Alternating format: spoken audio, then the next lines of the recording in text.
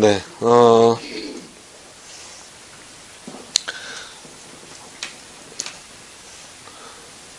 어떤 분들은 그 웨스트민스터 신앙고백서나 특히 이제 웨스트민스터 신앙고백서 같은 경우도 이런 경우를 좀 뭐 스콜라적인 거 아니냐. 그러니까 스콜라적이라는 게 뭐 예전에는 이제 스콜라 학파라고 따로 있었지만 지금은 그냥 너무 좀 철학적이고 사변적인 거 아니냐 이렇게 보는 경우들이 있는데, 그렇게 보면 뭐 나머지 신조들도 마찬가지입니다.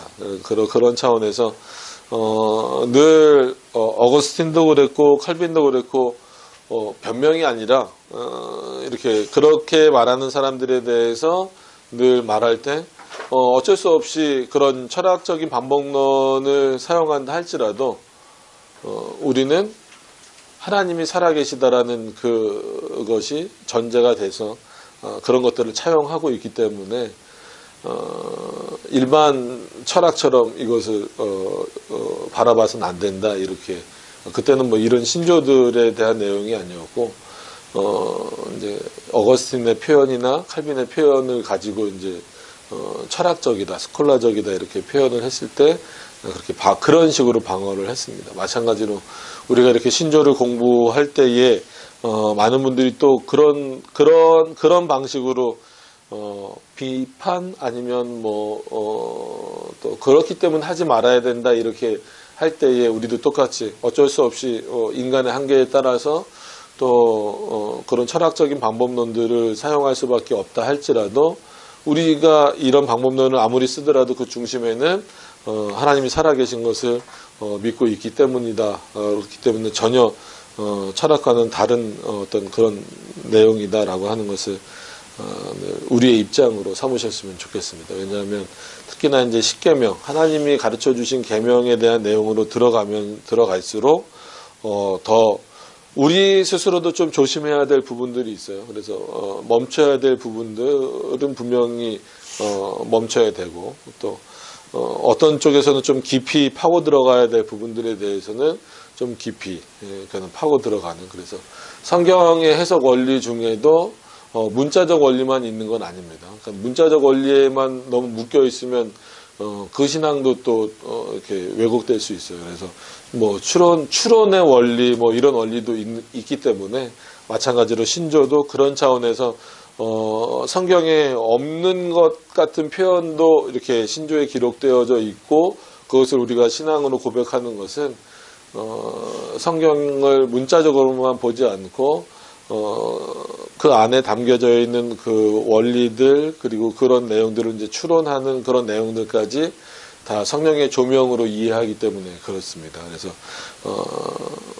오늘 이제 제1계명도 어떻게 보면 우리가 지난 시간에 본 것처럼 나 외에 다른 신을 위하지 말라, 이렇게 뭐 짧으면 짧은 그냥 이렇게 계명이지만 이 내용 안에서도 명하시는 것, 지켜야 그럼 금하시는 것, 그리고 거기서 우리를 통해서 주시는 교훈, 뭐 이런 식으로 이제 구조가 나눠져 있죠. 그래서 오늘 볼 내용은 제1계명에서 47문입니다. 제1계명에서 금하는 것은 무엇인가에 대한 부분입니다. 그래서 지난 시간에 제1계명이 명하는 것이 무엇인가 뒷부분을 살짝 우리가 살펴보면서 넘어갔어요. 그래서 이제 46문부터 다시 한번 보시면 제1계명이 명하는 것, 즉 나 외에 다른 신을 섬기지 말라라고 하는 말씀, 이 1계명에서 그럼 우리들에게 이 계명을 통해서 명하시는 것, 지키라고 말씀하시는 내용이 뭔가라고 했을 때에는 하나님이 유일하신 참 신이다라고 하는 것을 지키라는 것, 믿으라는 겁니다. 그것을 신앙으로 고백하라는 것이고, 그리고 그 하나님이 나랑 상관없는 분이 아니라 나의 하나님이시다라는 거예요. 우리 하나님, 나의 하나님이 되셨다라고 하는 거예요. 그거는 창조주로서, 구속주로서, 그리고 지금도 여전히 우리를 통치하시는 왕으로서 그 하나님을 고백하고 있는 것이다라고 하는 것을 기억하셔서, 그런 차원에서 우리는 하나님과 굉장히 밀접한 관계에 있는 사람들이다, 존재다라고 하는 것을 기억을 하셨으면 좋겠습니다. 그래서 우리의 하나님이 되심을 알고 여기서는 뭐 승인, 뭐 수납, 뭐 어떤 표현을 쓰든지 간에 그걸 받아들이는 거예요. 받아들이는 데 있어서는 솔직히 우리의 노력은 없어요. 그러니까 노력처럼 보여지죠. 지금 여러분들이 여기 예를 들어서 이렇게 앉아 계셔서 이 내용을 들으시는 것은 여러분들 노력입니다. 그리고 여러분들이 이 내용을 잘 습득하시기 위하여서 또 다른 뭐 성경도 보시고 다른 신앙 고백서들을 보시고 뭐 우리가 지금 뭐 이제 점심 식사 끝나고 잠깐 얘기 나눴던 것처럼 여러 가지 신학 책들을 많이 보는 것 여러분들 노력이고 그것을 통하여서 더 풍성하게 안 본 사람들에 비해서는 더 풍성하게 얻을 수 있어요. 그럼에도 불구하고 궁극적이고 본질적인 내용으로서 이 믿음이 즉 우리 그 하나님이 나의 하나님이다라고 믿음으로 받아들여지는 것은 그것을 많이 보고 또 그런 어떤 지식들이 쌓였기 때문만은 아니다라는 거예요. 기본적으로 우리가 우리는 잘 인식하지 못하지만 하나님이 미리 우리를 미리가 아니지 창세전에 우리를 택하시고 택하신 자들에게 믿음을 선물로 주셔서 듣게 하시고 배우게 하시고 또 나로 하여금 이것을 보게 하시고 그런 마음들을 주시고 그런 환경 가운데 나를 몰아넣으시고 이런 모든 것들이 어떻게 보면 표면적으로 드러나는 것은 내가 하는 일이에요. 내가 결정하는 일이고 그래서 여러분들이 우리 성도님들이 반석툴립교회를 나오기로 결정하신 것도 뭐 하나님의 인도하심이다라고 말할 수도 있지만 분명히 여러분들의 결정이란 말이에요. 근데 그것을 내 결정이라고 말하지 않고 하나님의 인도하심입니다. 전적으로 하나님의 일하심입니다. 라고 말하는 것은 그만큼 하나님의 역사가 어떤 역사인지를 우리가 알기 때문에 그런 거예요. 그래서 승인한다, 수납하다 뭐 여러 표현들을 쓸 수 있지만 결국은 하나님을 나의 하나님으로 받아들이는 것은 표면적으로는 내가 받아들이는 것 같지만 그 본질적으로는 성령 하나님께서 우리들에게 역사하시는 부분이다. 선물로 주신 그런 내용들이다라고 하는 거예요. 그래서 뭐 짱키오스 예정론 잠깐 뭐 전혀 책을 못 구하시겠다고 저도 못 구해서 제본을 했었지만 거기를 또 인용을 해도 그렇고 다른 부분들에서도 그렇고 결국 믿음은 하나님이 주시는 선물이에요. 그래서 삼일체도 솔직한 얘기로 어떤 걸로 비교가 안 되잖아요. 성부도 한 인격이고 성자도 한 인격이고 성령도 한 인격인데 그럼 세 인격은 아니에요. 그러니까 차라리 세 인격이 되면 우리의 이성적 판단에 그게 맞을 수 있잖아요. 근데 세 인격이 아니라 삼일체 하나님으로서 한 인격이란 말이에요. 그러니까 성부의 독립적인 인격을 인정하고 성자의 독립적인 인격을 인정하고 성령의 독립적인 인격을 인정하면서도 세 인격이라고 말하지 않고 한 인격이라고 말하는 거예요. 그러니까 이런 존재가 없어요. 어떻게 비유를 둘 수가 없어요. 그래서 이거를 뭐 일부러 이단처럼 설명을 하는 경우도 있지만 이거를 그러니까 쉽지 않은 거를 쉽게 설명하려고 하거나 이래서 오류가 생기는 경우가 많이 있어요. 그러니까 그런 것과 마찬가지로 뭐 예수님에 대해서도 마찬가지고 또 예정론에 대해서도 마찬가지고 그럼 그렇게 인간의 이성으로서 어떻게 비유도 들 수 없고 어떻게 그림으로 표현할 수도 없고 도표로 표현할 수도 없는 그런 어떤 내용들을 믿게 되는 것은 결국은 하나님이 우리에게 믿음을 주셨다라고 하는 그 증거입니다. 그래서 반대로 말하면 솔직한 얘기로 이걸 또 오해하시면 안 돼요. 삼위일체를 모른다라고 해서 예정론을 모른다라고 해서 택자가 구원을 못 받는 건 아니에요. 그죠? 택자임에도 불구하고 삼위일체나 예정론을 잘 모를 수 있어요. 그러니까 이거 갖고 막 또 혼돈을 하시면 안 됩니다. 그럼에도 불구하고 삼위일체론과 예정론과 같은 이런 교리들이 믿어지는 것은 반대로 내 의지나 능력으로 믿어지는 게 아니라는 거예요. 하나님이 나에게 믿음을 선물로 주신 어떤 증거예요. 나로 하여금 어떻게 보면 믿음의 증거가 어디 있습니까? 라고 했을 때 우리 개혁교회 입장에서는 삼일체가 믿어지고 예정론이 받아들여지고 믿어지는 것 자체가 어떻게 보면 믿음의 증거예요. 나에게 믿음이 있구나. 하나님이 나에게 믿음을 선물로 주셨구나. 그래서 그 예정론을 막 그 교수님들이나 뭐 신학자들처럼 화려하게 막 펼쳐내고 설명하지는 못해도 하나님이 창세전에 선택하실 자와 버리실 자를 정하셨구나. 그래서 그게 이중 예정이고 또 그것에 대해서 사람은 실문하지 못한다. 즉 따지듯이 하나님께 묻지 말아야 된다라고 하는 것이 그냥 내 믿음으로 받아들여지는 것은 그것 자체가 믿음의 증거예요. 그래서 믿음의 증거가 뭡니까? 그러면 사람들이 이렇게 당황하는 경우가 있는데 뭐 여러 가지 증거들을 뭐 또 될 수 있겠지만 한 가지 우리 개혁교회 안에서 있는 성도님들이 뭐 증거로 삼으실 수 있는 것은 바로 이런 내용들을 우리가 고백할 수 있고 믿음으로 믿어진다라는 것 자체가 그게 어떻게 보면 뭐 믿음의 확신이라고 얼마든지 말할 수 있다라고 하는 거죠. 그런 차원에서 그러면 그렇게 하나님을 알게 되고 수용되면 그 사람은 어떻게 되냐면 자연스럽게 그 하나님을 경배하며 영화롭게 할 수밖에 없다라는 거죠. 그래서 소요문답 1문을 늘 기억하시라고 말씀드린 이유가 결국 여기서도 그러면 그 하나님을 수납하는 자, 받아들인 자는 어떻게 되겠느냐라고 했을 땐 자연스럽게 하나님을 경외하는 자로 남을 수밖에 없다는 거예요. 하나님을 영화롭게 하는 자로 살아갈 수밖에 없다라는 거예요. 이게 제1계명 나 외에 다른 신을 섬기지 말라라고 하는 것에 있어서 하나님이 명령하신 부분이에요. 그러니까 지키라고 하신 부분이란 말이에요. 그러니까 이거를 억지로 지키려고 지켜질 수 있겠습니까? 안 되는 거예요. 솔직한 얘기로. 그래서 그 마태복음에서도 그런 여러 가지 가라지 비유 나오고 막 이랬을 때에 예수님이 내버려 두라고 하신 이유 자체는 우리가 그러니까는 제자들의 입장에서는 쉽게 판단할 수 없는 문제다라고 하는 거예요. 그 믿음의 문제를. 마지막 추수 때에 어차피 예수님께서 다 그거는 하실 문제니까. 그럼 지금 우리가 열심히 해야 되는 문제는 다른 사람을 판단하기보다도 내가 얼마만큼 이 내용을 숙지해서 얼마만큼 또 이 내용을 믿음으로 받아들여서 또 그것을 나의 신앙 고백으로 풀어내면서 살아갈 수 있느냐라고 하는 거예요. 그래서 칼빈도 그렇게 표현을 하죠. 믿음에 대해서는 다른 사람에 대해서 판단하라고 주신 것이 아니라 자기 자신이 확신하도록 주셨다라고 하는 거예요. 그러니까 그래서 그럼에도 불구하고 공교회로 모였기 때문에 이런 개인적인 부분에 있어서는 자기에게만 적용을 하는 겁니다.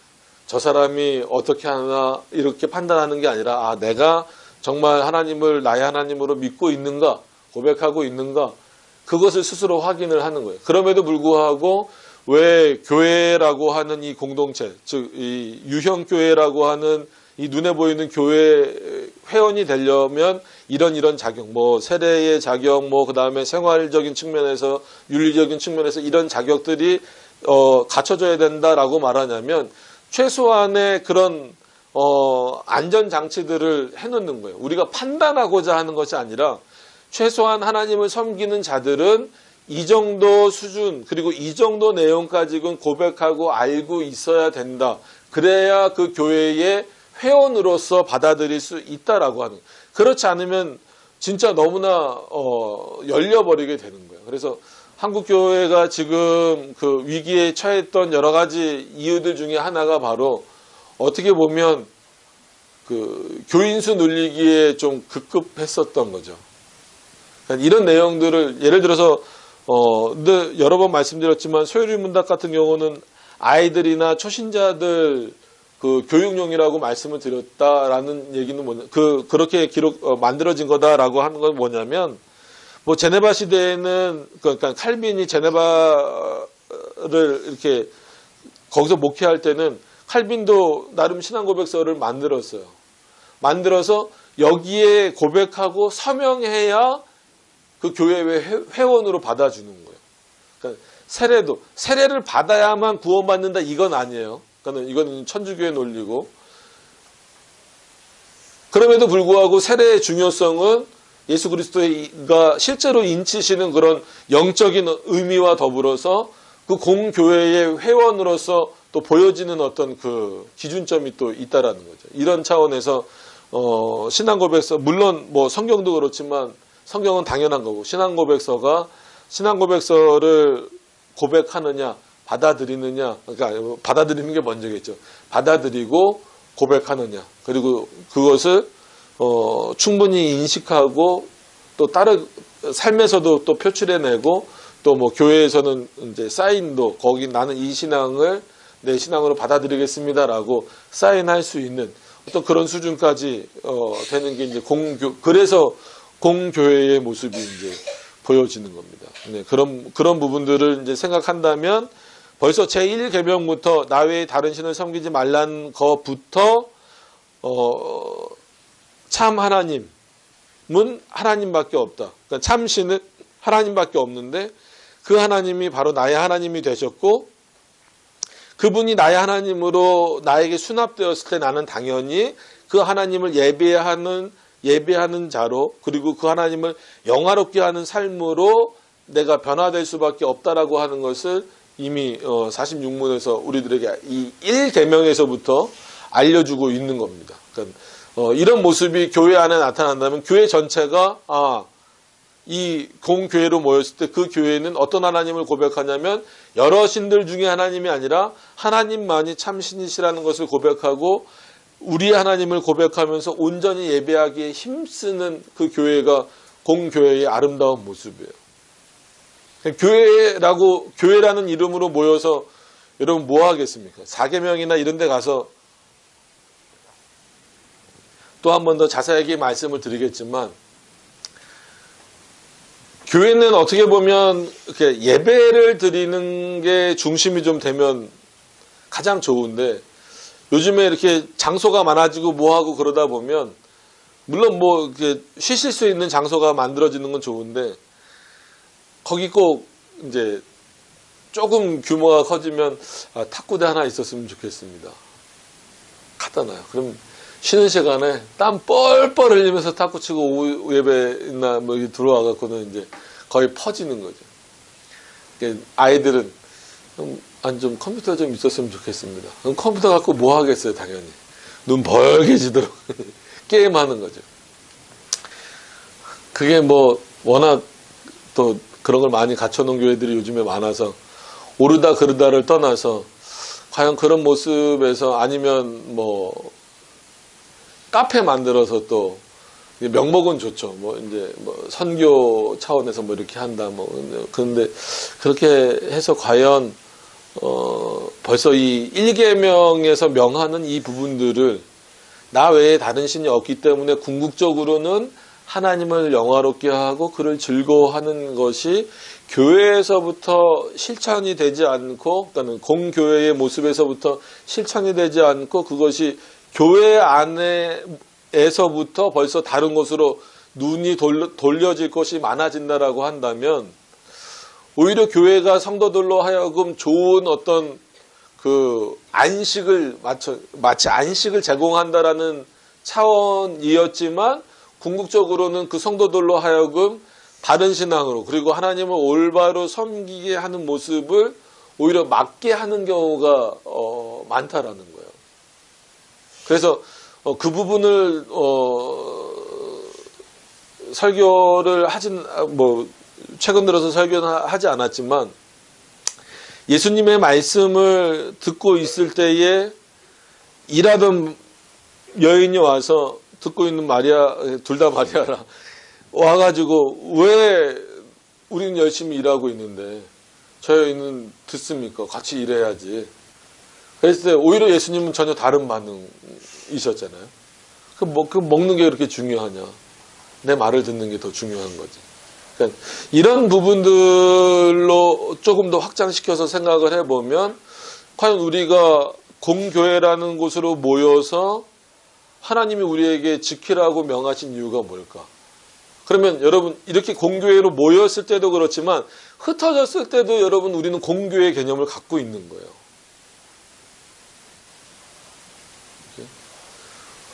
그래서 궁극적으로 그럼 제 1계명부터 명하시는 게 뭐냐면, 너희가 정말 나를 하나님, 나 외에 다른 신을 안 섬기겠다라고 고백을 한다면, 하나님만 섬기겠다라고 고백을 한다면 실제로 그 하나님을 영화롭게 하고 경배하는 삶을 살아야 된다라는 거죠.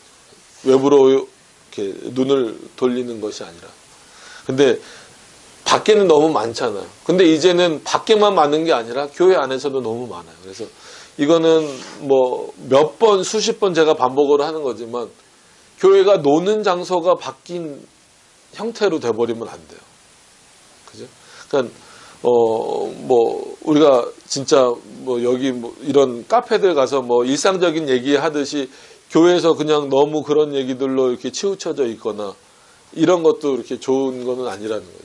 그러니까는 원래 그렇게 교회가 모여서 최소한 주일날은 뭐 예배 모임에도 나와 있고 우리가 뭐 이제 사계명 가서 조금 더 자세히 다루겠지만 주일날 하는 거는 같이 나눴던 말씀 다시 한번 나누고 연약한 자들 신방하고 뭐 아픈 자들 신방하고 뭐 이런 게 이제 주일날 주가 돼야 되는 일인데 주일날 뭐 예배 끝나면 뭐 놀러 가고 뭐 하고 이런 모습들이 점점 오히려 교회 안에서 이제 보여지고 있으니까 조금은 안타까운 거고 제1계명부터 우리가 잘 지키지 못해 나가는 그런 모습들이 보이는 겁니다. 그러니까 46문에서부터 이제 그렇게 나오고 그러면 46문은 명하는 것 이렇게 지켜라라고 하는 부분에 있어서도 우리가 아직 그 부족한 부분이 많은데 오늘 본문으로 가서 보면 제1계명이 금하는 거예요. 그러니까 이렇게 지키면 안 된다라는 거예요. 1계명에 대해서 즉 나 외에 다른 신을 위하지 말라라는 계명을 지킬 때 이렇게 하면 안 된다라고 하는 그 부분에 대해서 오늘 좀 살펴보면 뭘 금하시냐면 보겠습니다. 제1계명이 금하는 것, 즉 나 외에 다른 신을 위하지 말라는 것이 금하는 것은 참 신을 하나님으로 알지 아니하는 것. 그러니까 하나님만이 참 신이시다라고 고백하지 않는 모든 것을 금한다라는 거죠. 그럼 벌써 여기서 뭐가 걸려요? WCC 걸리는 거죠.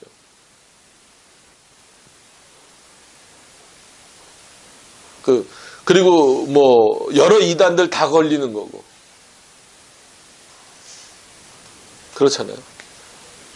그래서 목사의 입장에서도 늘 조심해야 될 것은 본인 스스로가 마치 교황이나 교주처럼 되려고 하면 안 돼요. 본인이 그렇게 의도하지 않아도 때로는 이렇게 막 성도들이 이렇게 막 바라보는 경우도 있어요. 그럼 그렇지 않다라고 오히려 거꾸로 알려줘야 되는데 그냥 그것을 그냥 그렇게 바라봐 이렇게 하는 경우가 생겨버리면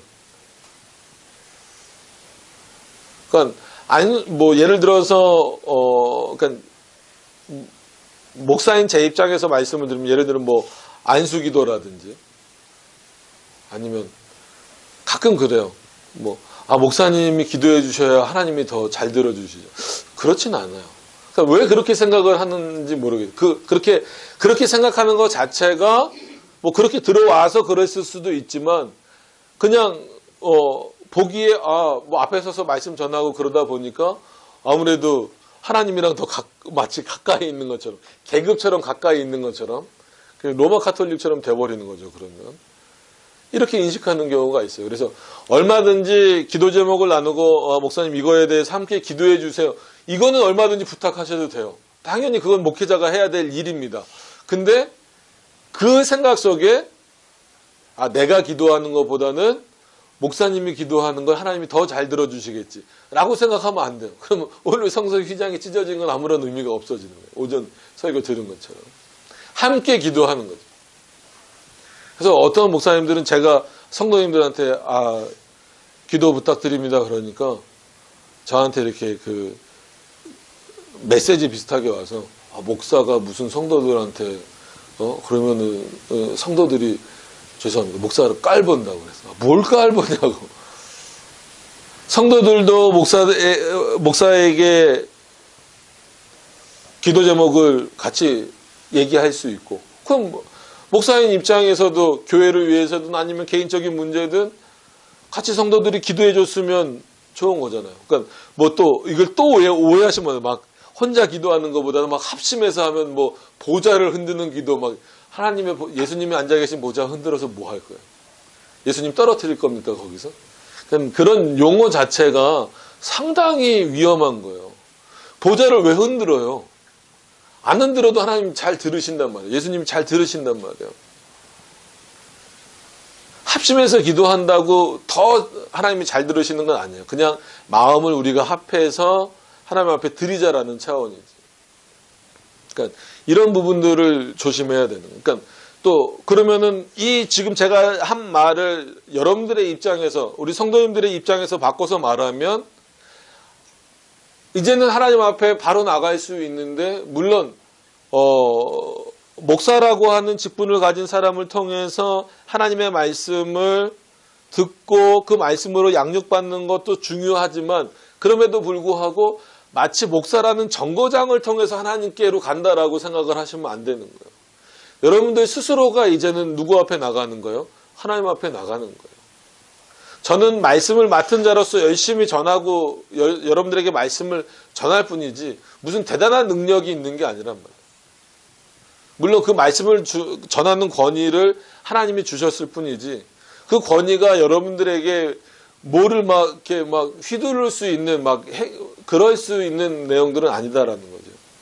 그래서 왜냐하면 한국 교회도 그렇고 뭐 이단들도 그렇고 대부분 사람을 앞세우기 시작하면 문제가 생기는 거예요. 그러면 사람을 앞세우는 것 자체도 문제지만 나중에는 사람이기 때문에 그 사람에게 실망할 때에는 신앙까지 본인이 가지고 있었던 신앙까지 버리는 경우가 많아요. 그러니까 이런 부분들을 조심하셔야 되는 거예요. 그래서 교회를 떠나서 뭐 선교단체나 아니면 아예 교회를 떠난 사람들 중에 왜 떠나셨습니까? 라고 물어보면 교회 안에 있는 사람들에게 상처받아서 떠났습니다라고 말하는 사람들이 많아요. 근데 그 중에 상당 부분이 목사님에게 상처받아서 떠났다는 사람들이 많이 있어요. 그러니까 그것은 물론 목사님을 그만큼 신뢰했기 때문도 있지만 어떤 면에서는 마치 하나님의 자리에 사람을 갖다 놓는 일을 했기 때문에 그랬을 수도 있다라는 거예요. 왜냐하면 오늘 그 본문에도 그런 비슷한 내용들로 이어집니다. 그러니까 이런 부분들이 상당히 어렵고 힘든 거예요. 눈에 보이는 걸 먼저 접하다 보니까. 그래서 참신을 하나님으로 알지 아니하거나 그 다음에 우리의 하나님으로 경배하지 않고 그러니까 하나님의 존재를 늘 말씀드리지만 하나님의 존재를 모르는 사람들은 없을 거예요. 그죠? 하나님의 존재를 모르는 사람은 없을 겁니다. 그거를 어떤 식으로 변형을 시키든지 간에 다 신적인 그 존재를 그 믿는 마음들은 전부 다 누구에게나 있단 말이에요. 근데 이 성경에서 말하는 그 하나님을 자신의 하나님으로 경배하지 않는 그런 모습들. 이건 뭐 무신론자도 들어가 있고 심지어 성도 중에도 예배나 이런 것에 대해서 그렇게 중요하게 여기지 않는 어떤 그런 사람들을 다 통칭하는 겁니다. 그래서 이렇게 예전에도 보면 어디 놀러 간다 그러거나 아니면 뭐 진짜 교회에서 뭐 운동한다 그러면 뭐 축구한다 한다거나 그러면 갑자기 사람들이 많아져요. 그러니까 저도 이제 그 청년부를 주로 많이 했었는데 평균적으로 예배를 한 30-40명 정도 드린다. 근데 이제 뭐 보통 뭐 2부 활동 같은 거 할 때 있잖아요. 그래서 성경 공부한다 그럴 때는 별로 안 나와요. 근데 뭐 이제 미리 광고가 나가잖아요. 다음 주에는 뭐 성경 공부 대신에 뭐 볼링을 치러 가겠습니다. 배가 더 나온 적이 있어요. 그래서 그 회의할 때 한번 그 광고는 그렇게 해놓고 그냥 성경 공부 할까요? 야, 그러다 아예 안 나와. 그러니까 그게 뭐 그런 모습 가진 사람들만 비판할 게 아니라 우리 안에도 다 그런 모습들이 얼마든지 있다라는 거예요. 살아가면서. 그래서 우리의 하나님으로 경배하지 않고라고 하는 부분을 쉽게 그냥 넘기지 마세요. 아, 나는 뭐 예배 빠진 적도 없고, 뭐 진짜 교회에서 봉사 안 한 것도 없고, 뭐 나는 다 잘했는데, 표면적으로 드러나는 건 얼마든지 그럴 수 있지만, 과연 내 안에서 하나님 모시기에 합당한 모습, 정말 합당한 모습으로 그렇게 있는가? 그러니까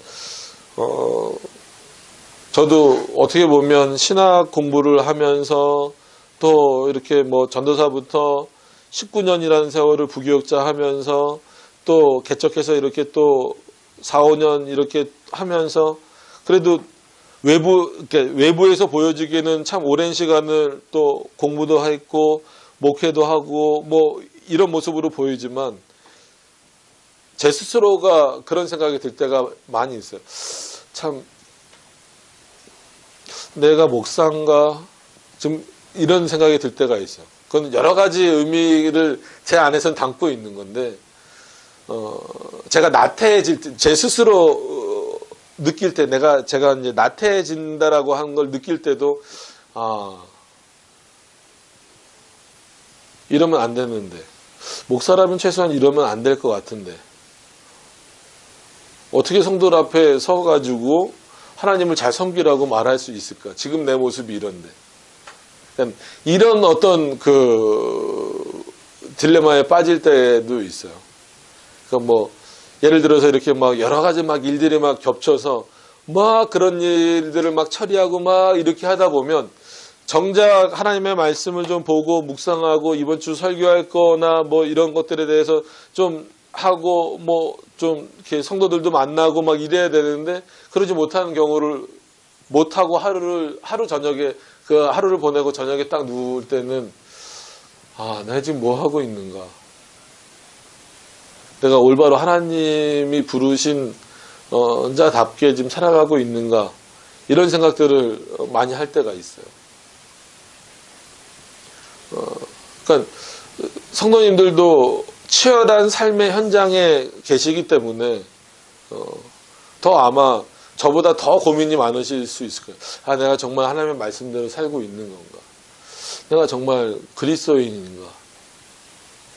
이거를 그냥 마치 그냥 매일처럼 이런 생각 때문에 하나님 잘못했습니다. 뭐 막 죄 죽이기 하듯이 이런 차원으로 하시라는 건 아니고 여러분들의 신앙의 유익과 여러분들 스스로를 돌아보시는 차원에서는 한 번씩은 자신을 점검하는 차원에서 확인해 보셔야 된다는 거예요. 그래서 한 단계 조금씩 더 발전해 나갈 수 있는 그런 모습들이 여러분들한테 이렇게 스스로 묻는 모습으로 이렇게 있어요. 나는 과연 하나님을 잘 경배하고 있는가? 올바로 경배하고 있는가? 그냥 습관처럼 나오고 있지는 않는가? 이게 굉장히 무서운 거거든요. 그래서 저도 나름 뭐 보여드릴 건 없고 이게 설교 노트예요. 예, 원고를 쓰지 않아서 그렇지 다 이렇게 준비를 해놔요. 그래서 어쨌거나 설교를 많이 했으니까 한 이만큼 돼요. 설교 노트가 이만큼 되는데 예를 들어서 했던 본문을 또 하게 되잖아요. 그러면은 그거를 찾아볼 수 있는데 일부러 안 봐요. 보면 왠지 나태해질 것 같은 거예요. 보면 그냥 그대로 그냥 하게 되는 경우가 많으니까. 그래서 일부러 안 보고 다시 준비하려고 일부러 그렇게 하려는 거예요. 조금 그래야 한 번 더 하나님 앞에 무릎 꿇을 수 있고 한 번 더 하나님의 말씀을 더 묵상할 수 있고 한 번 더 이런 내용들을 찾아봄으로써 또 나도 새로운 것들을 발견하고 나도 먼저 유익을 얻고 또 그것을 전할 수 있고 이제 그런 모습들이 있는 거죠. 그래서 예를 들어 드리는 겁니다. 그래서 여러분들도 우리 성도님들도 살아가시면서 참 하나님을 생각하기 힘든 어떤 그 삶의 상황 속에서 하나님을 예배하고 있는가? 이 문제는 다른 사람을 판단하기 이전에 내 스스로를 확인하는 차원에서 상당히 중요한 문제가 된다는 거예요. 그래서 올바로 하나님을 경배하지도 않고 영화롭게도 하지 아니하는 것과 그럼 하나님을 영화롭게 하는 것은 뭐겠습니까? 하나님을 영화롭게 하는 것.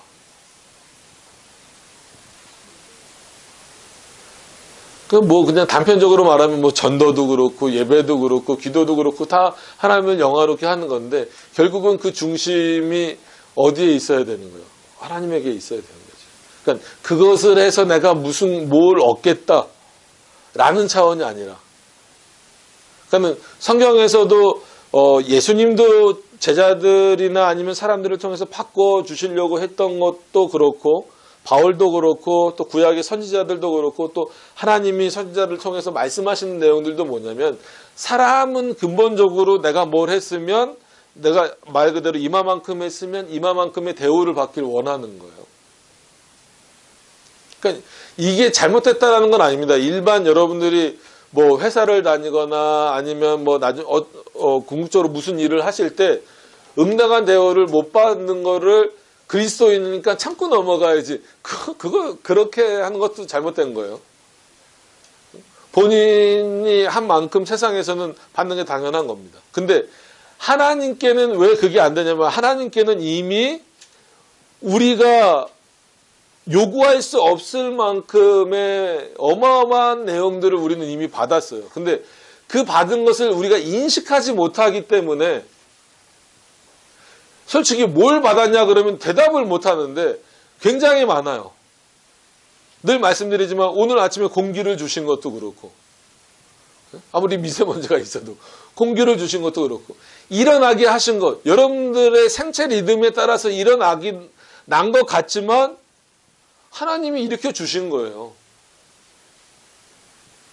늘 말씀드리듯이 해가 뜨는 게 하나님이 창조해 놓으신 질서에 따라서 뜨는 거지만, 오늘 아침에도 하나님이 명하셨기 때문에 떴다라고 우리는 믿는 겁니다. 어떤 의미인지 아시겠어요? 여러분들이 오늘 주일날이기 때문에, 나는 성도이기 때문에 자연스럽게 일어나서 교회에 오는 어떤 그런 질서 가운데 있다라고 말할 수도 있지만, 하나님이 오늘도 여러분들에게 명령하신 거예요. 전 못 들었는데요. 그렇게 귀에 대는 명령이 아니라 내 마음을 움직이시는 명령이라. 그래서 창조에 있어서 가장 핵심이 뭐예요? 하나님이 명령하심에 존재케 된 세상이에요. 이거는 어디다 적어놓고 나중에 한번 이렇게 좀 멋지게 써먹으셔도 돼요. 하나님이 한번 적어드렸나 모르겠는데, 하나님이 명하심에 존재케 된 세상.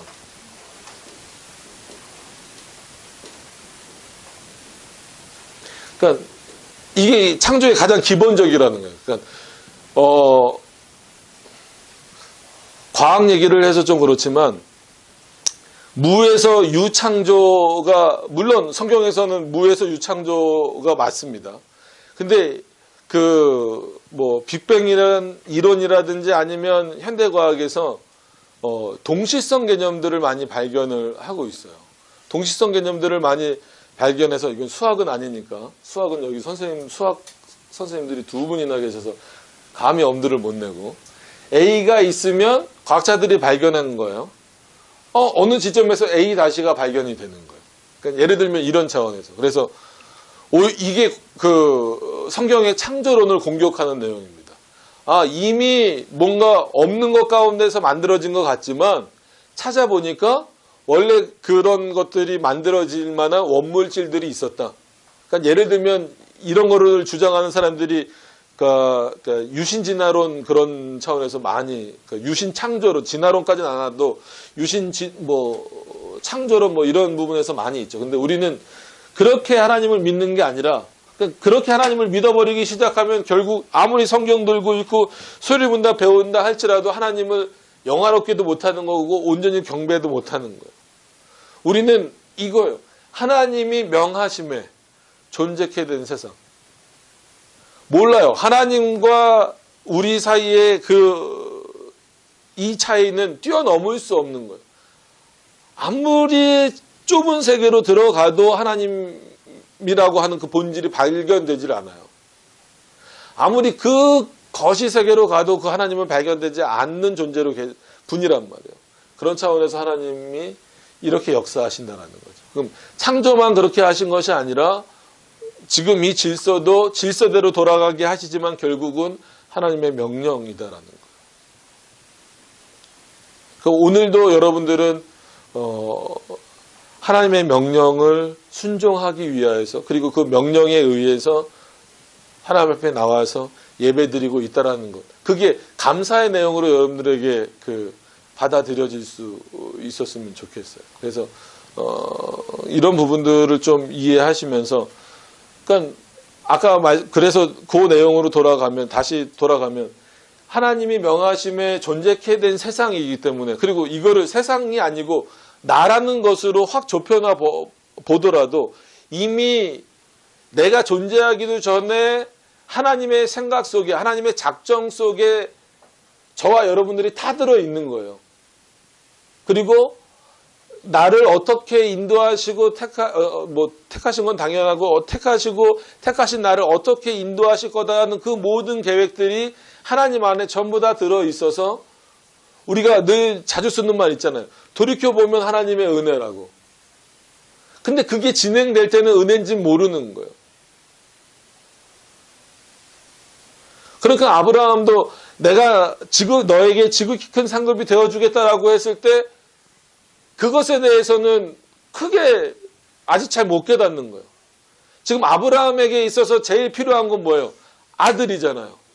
그러니까 하나님의 아들을 주셔야 내가 최소한 진짜 하나님을 위해서 얼마나 내가 순종을 잘 했습니까? 그럼 나한테 뭐를 주시겠습니까? 라고 했을 때 하나님은 그를 고쳐주기 위해서 내가 너에게 얼마나 많은 것을 줬는지 내가 너의 지극히 큰 상급이다라는 이 말 안에 다 들어가 있다라고 알려주신 건데, 아브라함은 뭐라고 묻는 거예요? 나에게 뭘 그 말을 들었음에도 불구하고 나에게 뭘 주시겠습니까? 직접적으로 얘기는 하지 않았지만 뭘 달라는 얘기예요? 아들을 주세요 이거잖아요. 하나님은 그거보다 더 큰 것을 주셨어요. 여러분, 자신을 선물로 주신 거예요. 이거는 어마어마한 겁니다. 그래서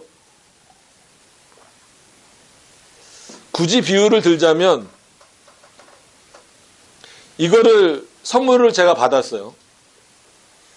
이 선물 받은 요게 즐거워갖고 막 있으면 이거는 누구 같은 거예요? 어린아이 같은 거예요. 그죠? 어린애들은 그렇잖아요. 선물 받기 전에 얼마나 얘네들, 우리 아들들 2명도 본인들 생일 다가오면 이제 뭘 사고 싶은 게 있잖아요. 그러면 안 하던 착한 일도 막 해요. 그래서 막 되면 살아 들어가기 전까지는 막 진짜 엄마 아빠한테 평생 막 진짜 순종할 것처럼 하고 들어가요. 그래갖고 이제 그걸 딱 쟁취하면 개선 장군이 된 거야. 엄마 아빠는 안 보여. 이제 카드 긁고 난 이후에는 끝난 거예요. 엄마 아빠는. 이제 뭐만 보이는 거예요? 산 거만 보이는 거예요. 이게 전형적인 어린아이들의 모습이잖아요. 근데 이게 우리 신앙에 딱 도입이 되면 이런 신앙을 원하는 경우가 상당히 많고, 또 하나님이 그걸 들어주신다는 표현은 좀 그렇지만, 그게 그렇게 주어졌을 때는 오히려 하나님을 바라보는 게 아니라 그것만 보고 좋다 하는 거예요. 근데 정말 한마디로 성장하거나 더 풍성한 것을 많이 받는 사람들은 누구를 향해 있는 사람이에요. 이 선물 자체보다 선물을 주신 자. 그래야 다음에 또 받잖아요. 이건 농담입니다. 그러니까 이 신앙을 극복하는 게 상당히 어렵다라는 거예요. 아시겠죠? 하나님은 이미 우리에게 어마어마하게 많은 걸 주셨어요. 그런데 말해보라 그러면 뭘 받았지? 난 아직 해결되어질 게 많은데? 지금 제 입장에서 말하면 교회 이전 문제도 있고, 건강 문제도 있고, 그 다음에 또 가족과 관련된 거니까, 재개발과 관련된 거니까, 어린이집 이전 문제도 아무것도 해결된 게 없어요. 그러니까 도대체 하나님 언제까지 기다려야 됩니까? 언제 해결해 주실 겁니까? 마치 아브라함처럼 똑같은 거예요. 근데 기도 하나님이 하시는 말씀, 제 귀에다 대고 절대 말씀하시는 거 아니에요. 하나님이 주시는 마음은 뭐예요? 내가 너의 지극히 큰 상급이라. 그럴 때는 때로는 목사인 저도 답답하니까 하나님 그건 알겠는데요. 그건 알겠는데요. 도대체 여기 막 다 나갔는데 우리는 언제 옮겨주실 거예요? 그러면 뭐 진짜 너가 이렇게 기도하고 열심히 하니까 뭐 3월달 안에 옮겨줄게. 이런 마음을 딱 주시든지 진짜 귀에다 대고 얘기를 해주셨으면 좋겠는데 그때도 동일하게 또 어떤 마음이에요? 내가 너의 지극히 큰 상급이라. 내가 너의 하나님이라. 때로는 그게 답답할 수 있어요. 근데 그게 얼마나 중요한 겁니까? 여러분, 하나님이 그러니까 개인적으로 물을 때 당신에게 뭘 해줬습니까? 라고 물을 때 그분은 나의 하나님입니다. 이걸로 끝날 수 있어야 돼요. 이거보다 더 큰 선물이 어디 있어요? 하나님이 자신을 선물로 주시는 거예요. 근데 우리는 거꾸로 하나님을 예배하는 그 목적 자체가 마치 눈에 보이는 이런 것들을 얻기 위해서 한다라고 한다면 그 마음이 하나님 앞에서 온전해지고 올바라질 수 있겠느냐는 거예요. 언제든 그것이 주어지지 않으면 하나님을 떠날 준비가 돼 있는 사람처럼 우린 가버릴 수밖에 없다라는 거죠.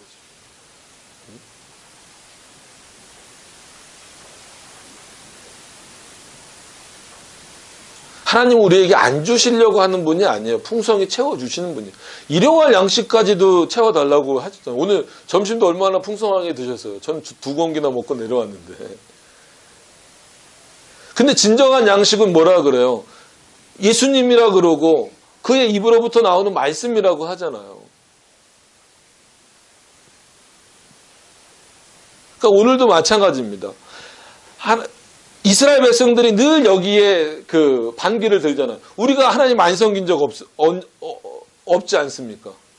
우리가 하나님께 순종하지 않은 적 없지 않습니까? 라고 했을 때 우리 이제 수요일날 말라기 할 거지만 말라기에서도 핵심이 그거예요.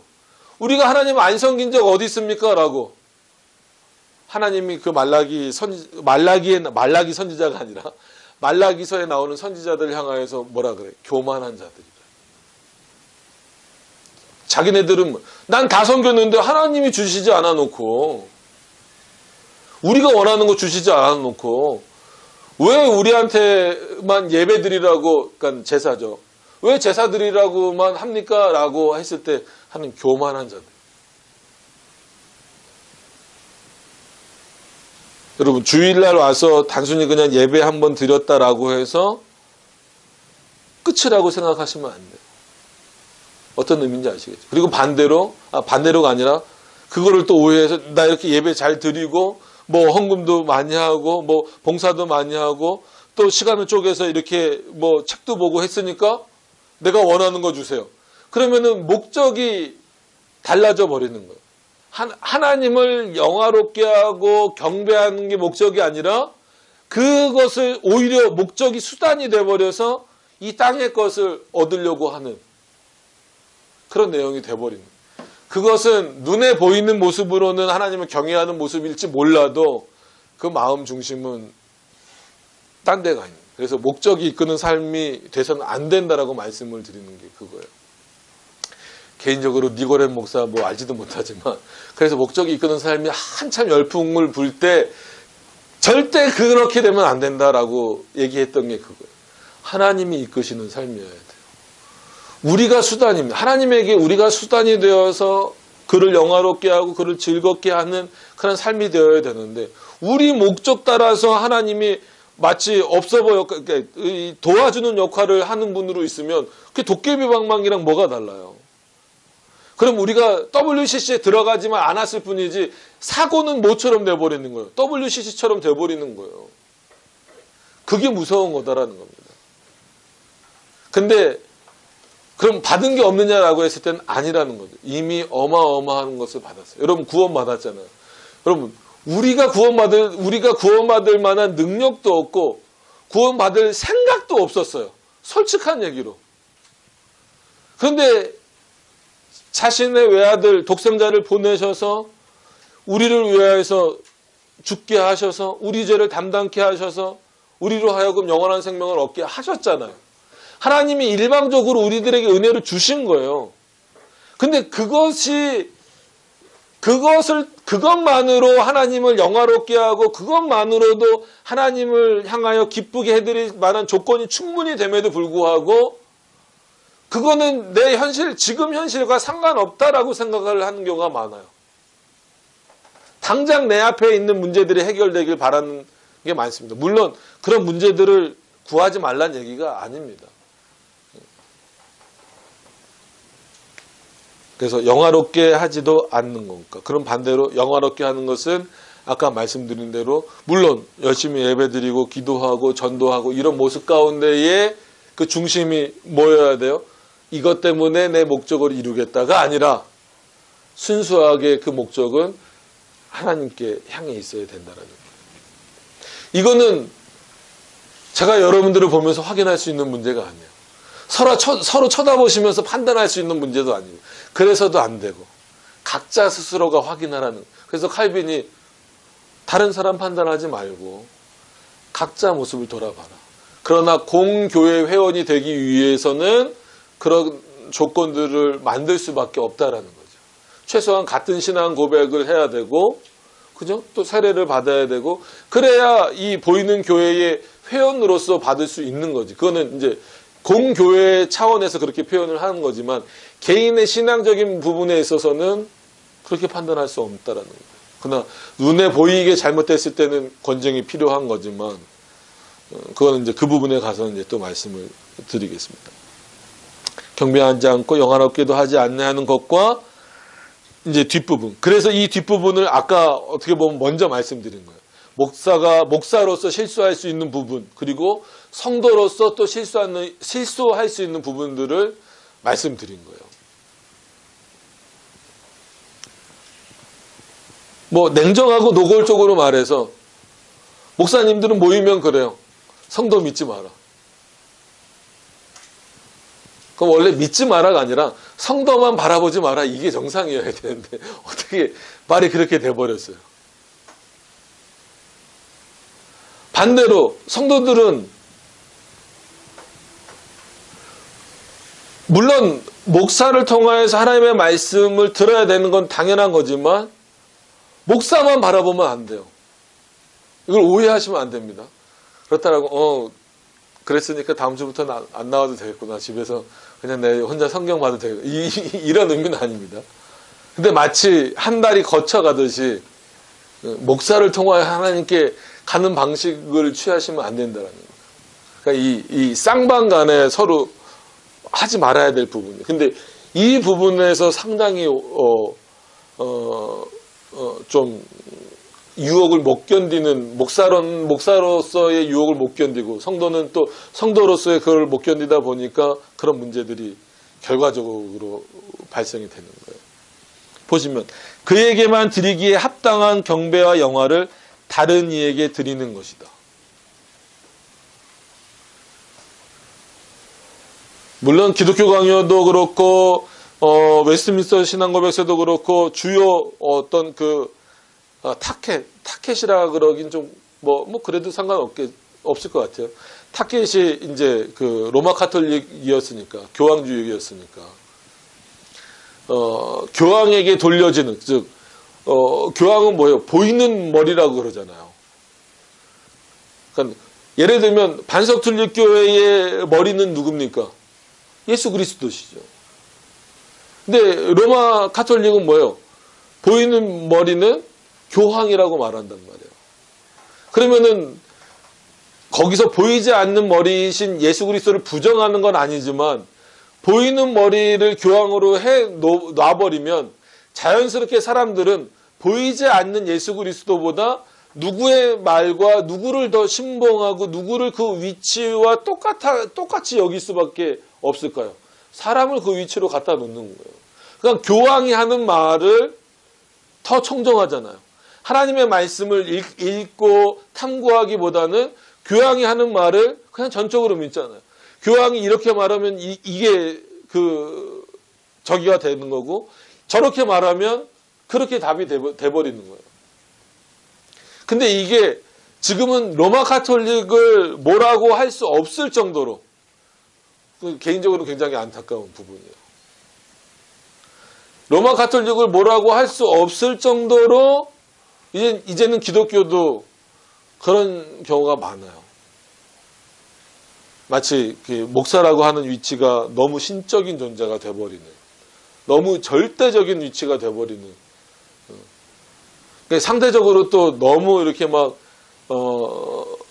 목사를 목사 취급도 안 하는, 어느 교회는, 제가 있던 교회는 아니고 들었는데 어느 교회는 뭐죠? 쓰레기통 비우는 걸 목사들이 다 한대요. 부목사들이. 또 그렇게까지 가면 안 되잖아요. 그죠? 본인이 비우는 건 상관없지만, 그래서 옆에서 집사님이 지나가면서 그러는데, 목사님 저거 쓰레기통 저기 있잖아요. 저거 왜 안 비워요? 그러고. 이렇게까지 가면 안 되잖아요, 또. 그죠? 이것도 문제지만, 반대로, 목사님이라고 그냥 막, 대우만 이렇게 막 받으시려고 하고, 그러면 안 되잖아요. 이런 부분들이 그거예요. 그래서 그에게만 드리기에 합당한 경배와 영화를 다른 이에게 드리지 말아라. 이걸 뭐 지금 적용하면 WCC도 되겠지만, 이 당시로 말하면 로마 카톨릭도 다 들어오는 거고, 지금 뭐 여러 이단들도 다 그렇잖아요. 뭐 이만희가 보혜사라고 그러고, 뭐라 그러고, 뭐. 근데 솔직히 그런 이단들을 뭐라고 하기 힘들 정도로, 솔직히 큰 교회들일수록, 뭐 작은 교회도 그런지 모르지만, 작은 교회는 티가 안 나서 그런지 모르지만, 알려지지 않아서 잘 모르겠지만, 큰 교회들 중에서 일부 교회들은 마치 그 목사님이 그 교회에 안 계시면 큰일 날 것처럼 막 되는 경우가 있잖아요. 그래서 뭐 은퇴했다 막 다시 복귀하기도 하고, 어느 교회는 그 목사님이 돌아가셨음에도 불구하고 다른 목사님을 초청하지 않고 계속해서 그 목사님 설교를 틀고 예배를 드리고 막 이러는 경우도 있어요. 그래서 상당히 조심스럽고 위험스러운 부분. 그리고 또 일상화되면 뭐 그냥 돌잔치 하면 돼요. 하기 전에 그냥 예배 간단하게 드리면 되는데, 뭐 돌 예배, 무슨 뭐 개업 예배, 뭐 장례 예배는 이제 그러니까 얼마 뭐 그거는 뭐 붙일 수 있다고 치더라도, 결혼도 예식이니까 결혼 예식, 뭐 결혼 예배 이렇게 붙일 수 있다 하더라도, 뭐 개인을 위해서 무슨 감사 예배, 무슨 뭐 축하 예배, 뭐 이렇게 예배 앞에 뭘 붙이는 거는 상당히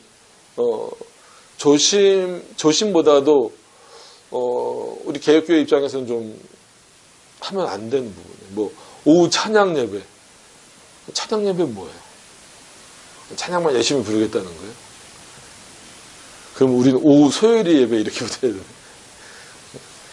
이런 부분들도 상당히 조심해야 되는 거예요. 추도 예배, 뭐 추모 예배, 뭐 이런 것들. 그냥 개인적으로 추모하면 되죠. 그렇다고 거기 가서 또 절하라는 게 아니라. 그리고 공식적으로 그렇게 할 필요는 전혀 없습니다. 그러니까 이런 부분들이 굉장히 우리 실생활에 많이 있어요. 이게 제2계명, 제3계명에 가서도 더 분명하게 설명이 되죠. 왜냐하면 제2계명에 하나님을 만들지 말라도 나왔으니까. 그리고 하나님의 3계명에 하나님의 이름을 망령되이 여기지 말라 나오고, 또 4계명 되면 아예 안식일 전체에 대해서 언급을 하고 있기 때문에 점점 더 강화되면 강화됐지. 근데 1계명부터 나 외에 다른 신을 섬기지 말라라고 하는 이 내용 안에서부터 이렇게 엄청나게 풍성하고 깊이 있는 내용들이 우리들에게 전해지고 있다라는 거예요. 그럼 이런 내용들을 우리가 제대로 인식하지 못하면, 그래요. 아까 서두에 말씀드린 것처럼 믿음의 문제, 즉 구원의 문제는 이거를 알고 모르고의 문제는 아니에요. 아시겠죠?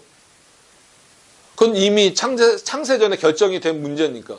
그러나 섭리 가운데에서 또 우리가 성화의 길을 걸어가는 그 과정 가운데에서 그리스도인답게 살아가는 과정 가운데에서는 그 하나님을 올바로 섬기기 위해서 나를 택하여 주신 그 하나님을 올바로 섬기고 올바로 경외하기 위해서는 그리고 그의 뜻대로 살기 위해서는 이런 지식들이 쌓여지지 않으면 안 된다는 거예요. 그러지 않으면 오히려 나를 부르신 그 하나님에게 거꾸로 그 하나님을 욕되게 하는 거예요. 누구로 인해서? 나 때문에. 나의 무지함 때문에.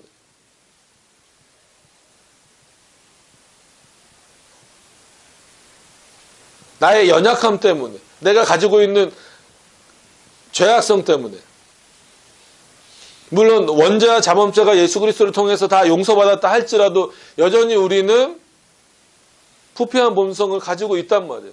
그렇기 때문에 늘 하나님의 말씀을 듣고 하나님의 말씀을 읽고 하나님의 말씀을 배우고 그 말씀에 창념하지 아니하면 우리의 본성상 누구를 향할 수밖에 없어요. 내 자신을 향할 수밖에 없어요. 심지어 하나님 앞에 서 있으면서도 예배라는 모습으로 서 있고 기도라는 모습으로 서 있음에도 불구하고 내 자신을 향할 때가 많은데 그 모습조차도 잃어버리면 얼마만큼이나 하나님으로부터 멀어질 가능성이 많겠느냐는 거예요.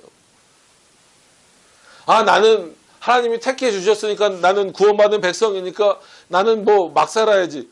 이거는 정말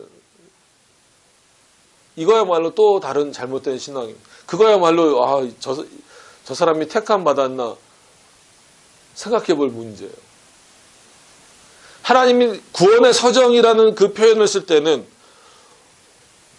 그 오르도 살루티스라는 그 표현을 쓰는 것 자체는 단순히 그냥 구원의 길 이 정도가 아니라 명령이에요, 명령.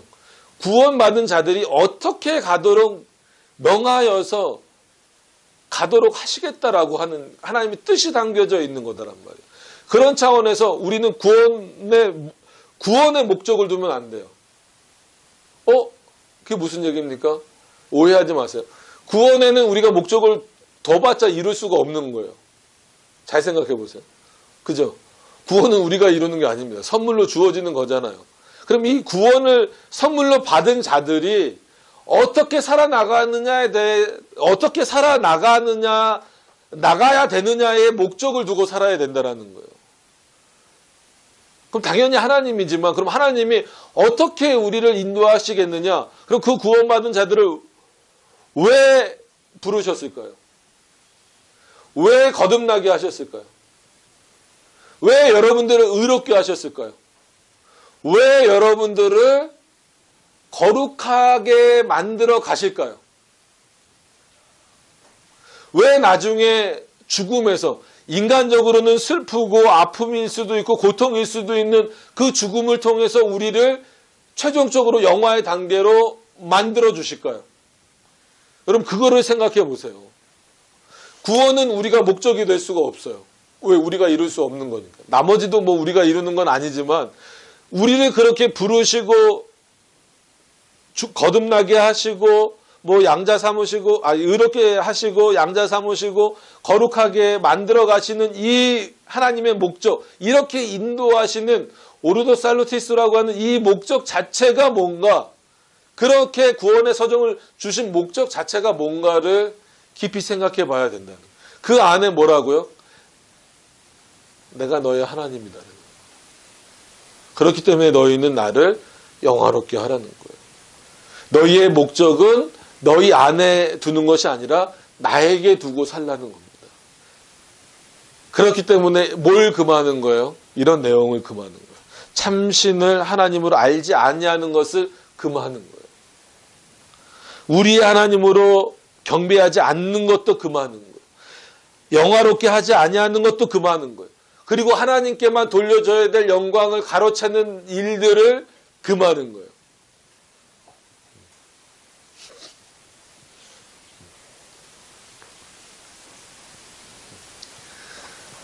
저놈의 아빠가 왜 이렇게 또 길게 하냐. 그냥 결국은 다른 이에게 영광을 돌린다는 것은 그 자체가 우상숭배나 마찬가지죠.